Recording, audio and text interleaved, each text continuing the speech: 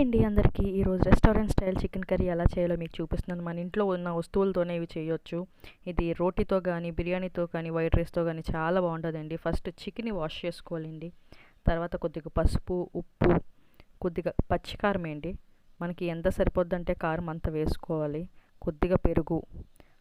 కొద్దిగా పెరుగు వేసుకున్న తర్వాత ఆయిల్ కూడా వేసుకోవాలి. 2 టేబుల్ స్పూన్స్ ఆఫ్ ఆయిల్ వేసుకొని బాగా కలుపుకున్న తర్వాత ఫ్రిడ్జ్లో పెట్టుకోవాలి. ఫ్రిడ్జ్లో అయితే 15 మినిట్స్లోనే కొద్దిగా ముక్క అనేది చాలా సాఫ్ట్గా వచ్చేస్తుంది. మామూలుగా అరలో పెట్టుకుంటే ఒక 20 మినిట్స్ అయినా పెట్టుకోవాలండి. సో 15 మినిట్స్ సరిపోదు కాబట్టి మనం ఫ్రిడ్జ్లో పెట్టుకొని ఈలోపు మనం మిగతా ప్రాసెస్ చేసేద్దాము.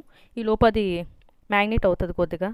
సో ఒక కడాయి పెట్టుకొని ఆయిల్ వేసుకొని మనం హోల్ మసాలా దినుసులేండి, చెక్క, లవంగ, యాలకులు, పువ్వు, నెక్స్ట్ బిర్యానీ ఆకు కూడా వేసేసి జింజర్, గార్లిక్ కూడా వేసేసి కొద్దిగా ఫ్రై చేసిన తర్వాత ఆనియన్స్ కూడా వేయాలి. ఆనియన్స్ కొద్దిగా ఫ్రై అయిన తర్వాత టమాటా వేయాలి.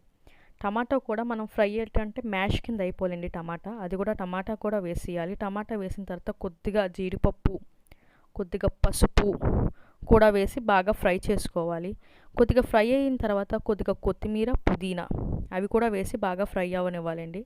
ఫ్రై అయిన తర్వాత ఒక 5 నిమిషాలు కానీ 10 నిమిషాలు కానీ చల్లారిన తర్వాత గ్రైండ్ చేసుకోవాలి, మిక్సీ చేసేసుకోవాలి. మిక్సీ చేసుకొని పక్కన పెట్టేసుకొని ఈలోపు మళ్ళీ కళాయి పెట్టుకుందాం. ఈలోపు చల్లారుతోంది కాబట్టి కళాయి పెట్టుకుందాం.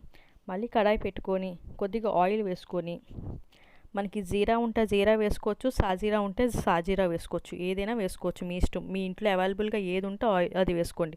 బటర్ మటుకు కంపల్సరీ వేసుకోండి, ఉంటే వేసుకోండి, లేకపోతే లేదు. లేకపోతే నెయ్యి ఉంటే నెయ్యి వేసుకోండి, పర్లేదు.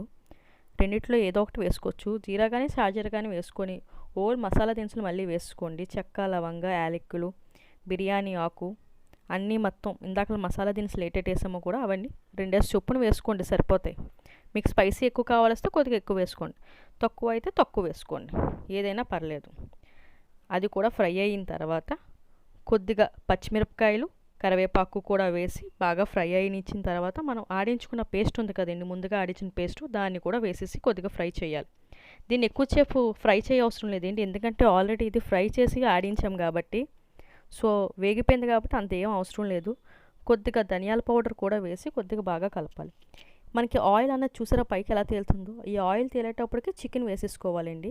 చికెన్ వేసి ఒక 15 మినిట్స్ అలాగా మూత పెట్టి ఉంచామనుకోండి, బాగా ఆయిల్ తేలుతుంది. చూడండి ఒకసారి, ఒక 15 మినిట్స్ ఉంచితే చాలు, పైనంతా ఆయిల్ తిరుగుతుంది. మీకు ఇంకా అడుగు అంటుతుందంటే కొద్దిగా వాటర్ వేసుకోవచ్చు, మీ ఇష్టం అది. నాకు ఇప్పటి వరకు ఏమీ అవ్వలేదు కాబట్టి నేను వాటర్ వేయలేదు, ఎందుకంటే చికెన్లోనే వాటర్ వస్తుంది కాబట్టి నేను వాటర్ అనేది వేయలేదు.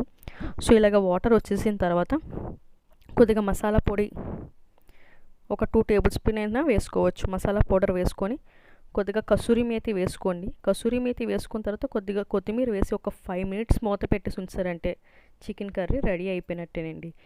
ఇది రెస్టారెంట్లో మీరు తిన్న టేస్టే ఉంటుంది, ఒకసారి ట్రై చేసి చూడండి. ఈ వీడియో కనుక నచ్చినట్టయితే లైక్ చేయండి, షేర్ చేయండి, కామెంట్ చేయండి, సబ్స్క్రైబ్ చేయండి, బెల్ కొట్టండి. ఇది షార్ట్ వీడియో కూడా పెట్టానండి, మీకు ఇలాగైతే అర్థమవుతుందని చెప్తున్నానండి.